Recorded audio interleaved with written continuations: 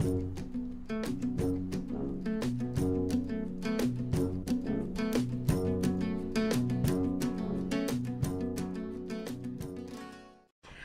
YouTube, it's Joanne again. It is Sunday, August 10th, 2014, and welcome to my online video journal. Today I wanted to talk about being almost 30 and single. So relationships, love, they're on the minds of many, of all ages, but I think particularly in my age group, this late 20s, early 30s, single in America with social media. And it kind of creates this unprecedented world of comparison and expectations and false realities and exaggerated realities. And what I mean by that is, looking at your Facebook news feed or your Instagram news feed and seeing, the famous left hand, he put a ring on it picture, put through these beautiful filters and just the sunlight just perfectly beaming behind the happy couple. That's just promising this future of perfection and happily ever after. Now, I totally believe in marriage. I think marriage is awesome. I don't believe in marriage as it's been presented through the media over the last few decades, that, the wedding day is the end of your fairy tale or that it's a fairy tale at all. In reality, marriage is very difficult. It's a lot of hard work. It's a lot of long suffering. It's a lot of killing your ego. And that kind of sounds unappealing, but it's actually one of the best things you could do if you do choose to get married, is to look at it that way, as it's a purifying process. It's not a thing to make you happy. Because if you look for happiness in marriage, or if you look for marriage to make you happy, it's actually going to do the opposite. So, talking about Facebook and comparisons and things like that, being in my age group, it kind of goes through seasons. There are ebb and flows where every few months or so, there'll just be this influx of engagement announcements. And though I'm very happy for these people because I know that they're happy and they found something that they were looking for, sometimes it can be a little hard to, again, not compare myself to them and be like, oh my God, I went to school with this girl, or we're the same age, or, we grew up in the same town and, she's found someone and I haven't yet. So in recent months, I signed up for a couple of different online dating profiles for the umpteenth time. I do the whole typical start a profile with all these hopes and then kind of get bored with it or annoyed or disappointed in it. And then I just, deactivate my profile and forget about it for a while until, the influx of engagement announcements comes up on my newsfeed again. And then I'm like, well, maybe I can find someone, out there for me on the interwebs, and maybe I can, but this is the reason, or the reasons, why I've decided to actually delete my profiles again. Right now, I actually have more profiles than I've ever had at once. I have 4. I have 2 paid and 2 free. I actually just deactivated my 2 free accounts 2 days ago, and looking to get my money back tomorrow for the 2 paid sites that I just signed up for this past week. First reason I'm getting rid of my online dating profiles is because I think I'm looking for a relationship for the wrong reasons right now. And I kind of touched on that a little earlier about comparison and how comparing where I am in my life to where other people are or seem to be in their lives via social media really is a stealer of joy, and it keeps me from recognizing my blessings and enjoying where I am right now in my life. And I think loneliness is not a good reason to search for a mate. Yes, we get lonely, and it's okay to feel lonely. Loneliness is actually put there by God to encourage us to reach outside of ourselves, to connect with other people, and to connect with Him. However, it should not be a motivation to look for a husband or a wife. And so I had to stop and think about that and realize that sometimes I get lonely, and it's not a straight line, and there are many times where I don't feel lonely and I feel very happy and comfortable in my singleness. And then there are other times, usually again when I'm looking at other people's lives, where I start to feel that loneliness, and I think impulsively try to cure that loneliness by finding somebody. And so that's one of the reasons, that's the first reason why I'm actually going to get rid of my online dating profiles, is because I think that my motivation is askewed, and I don't want to attract the wrong person or attach myself to the wrong person because of momentary feelings of loneliness. Second reason why I'm getting rid of my online dating profiles is because, for me at least, I feel like they create expectations that lead to unnecessary disappointments. I guess for some people, they're into dating and online dating, and it's fun, and it's like, hey, I'm meeting new people, and this is great. I've really realized in like the past year or so that I'm really not a dater. Like, I'm not cut out for going on multiple dates and meeting a bunch of people and doing the whole, where are you from? How many siblings do you have? Blah, blah, blah, blah. I'm not about it. I don't need to date people to meet new people. I meet new people all the time. And even though I'm rather extroverted, really at my heart, at my core, I'm an introvert. And it can be a little tasking to meet a new person, because for me, I don't like surface relationships.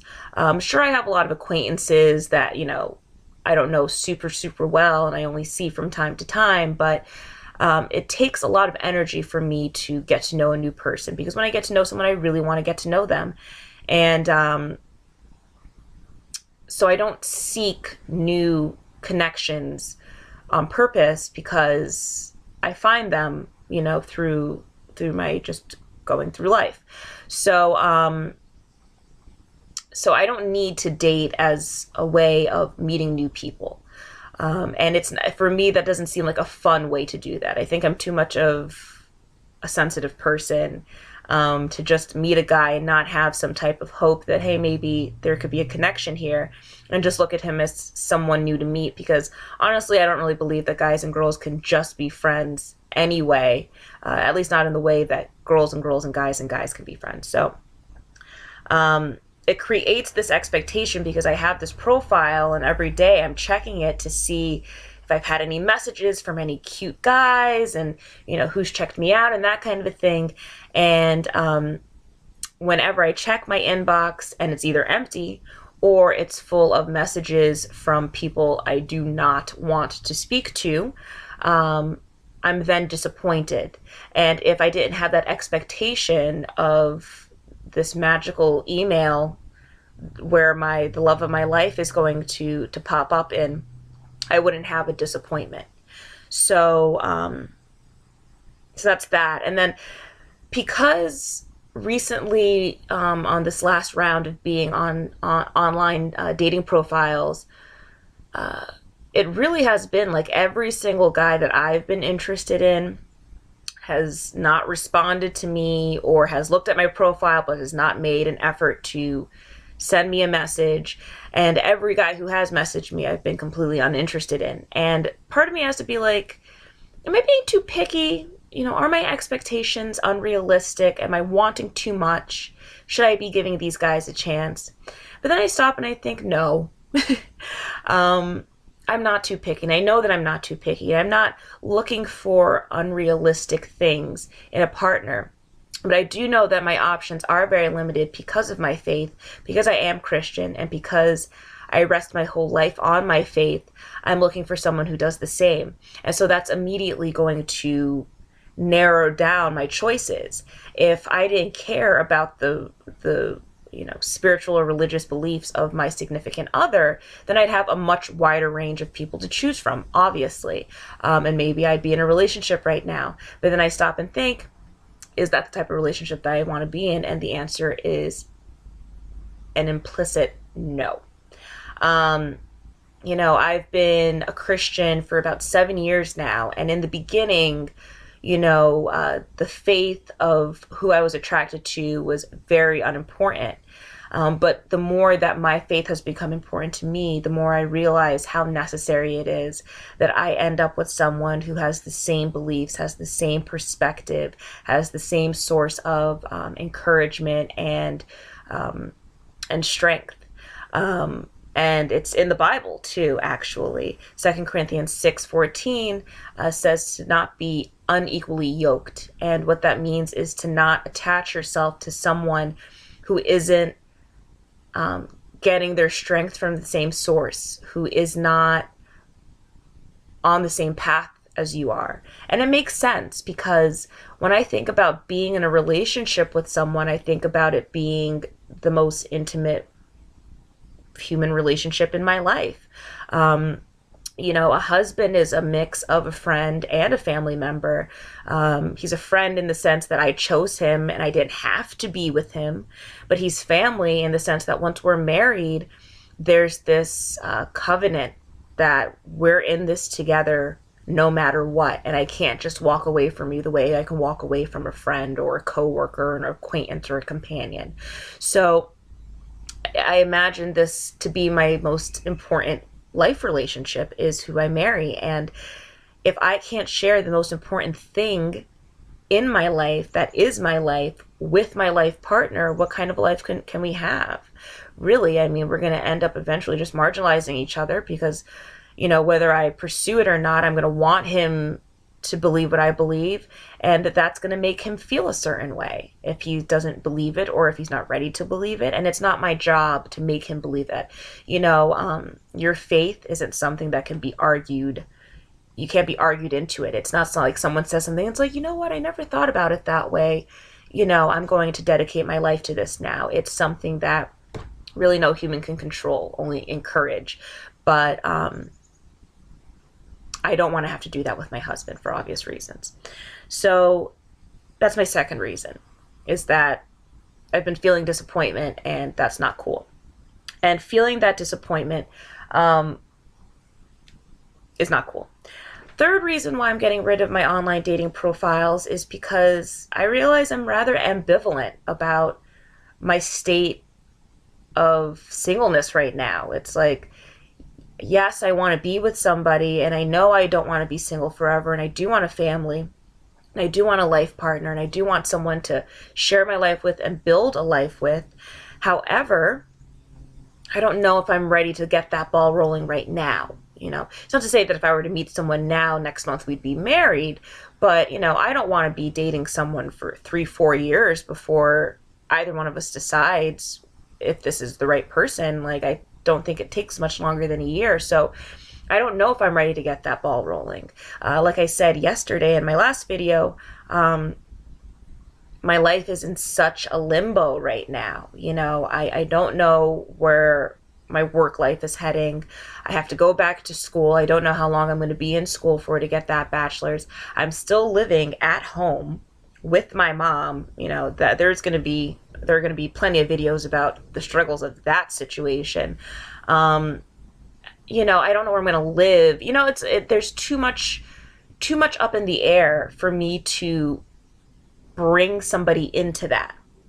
Also, I don't want to be distracted by a relationship.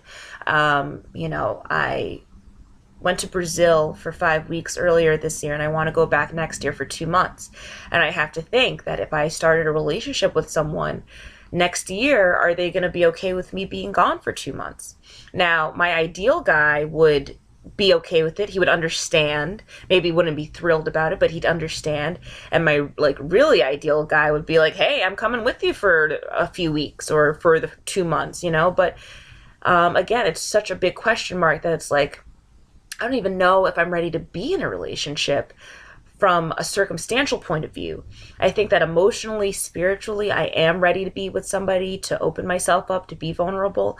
But I think the situation of my life right now is too up in the air for me to have somebody join in on the craziness. So, and then my last reason for getting rid of my online dating profiles, for now at least, is that I really want to start enjoying where I am and enjoying my singleness. I've been single my whole life in the sense that I've never been in a committed monogamous relationship. I've never had a boyfriend per se. I've dated, plenty of people, but I haven't ever been, someone's girlfriend. I've never had to break up per se, with anybody or be broken up with. And really for the most part, I've enjoyed it. And I think that I've avoided a lot of unnecessary baggage by not dating a bunch of guys, while I was in a place where I really wasn't able to handle that kind of emotional responsibility and intimacy. And again, in 1 Corinthians chapter 7, verses 26 to 27, Paul writes to the Corinthians, and he tells them, you know what, if you're single, don't look to be married. If you're married, don't look to be single. Enjoy where you are right now, and I want to do that because I want to learn to be content in all situations. Another thing that Paul talks about in the New Testament is learning to be content wherever you are. Paul was content when he was free, and he was content when he was in prison. And content does not mean complacent, and content does not mean happy. It just means finding joy in whatever situation you're in, and realizing that at the end of the day, wherever I am is exactly where I'm supposed to be, because if God wanted me to be with somebody, I would have been with someone by now. If God wanted me to be married, I'd be married by now. And so if I'm single now, then that must mean that that's the best thing for me right now. And I want what's best for me. And I'm humble enough to realize that I don't know what's best for me. And sometimes I have to remind myself of that and think back on, dating certain guys and thinking that, yes, this is exactly who I want. And now that hindsight is 2020, I realize that I've dodged many a bullet in my dating life. And it really wasn't even because of my own doing. It wasn't because of my wisdom or my foresight. It's because God intervened. And so I need to just sit back, enjoy where I am, enjoy my singleness, not rush into anything, and not seek someone for the wrong reasons. So, and I have to let go of what I think I should be or where I should be at this point in my life, just because certain amount of people my age are doing certain things that I'm not doing does not mean that, oh, that's what everyone should be doing. You're almost 29. You're supposed to be engaged. You're supposed to have kids. You're supposed to be in your career. Not per se. Everyone's life is different. So it's a pretty long video. So if you've watched the whole thing, thank you. God bless you. Leave comments. Let me know if you're almost 30, if you are 30, if you're over 30 and you're single, and you've never been married. Share your thoughts in the comments below, and let me know. Let's have a discussion. All right, so enjoy the rest of your day. I'll see you again. Bye. I'm sorry, the words I can't seem to extract from my vocabulary. It's not that I've done wrong, see, this is where things get hairy. History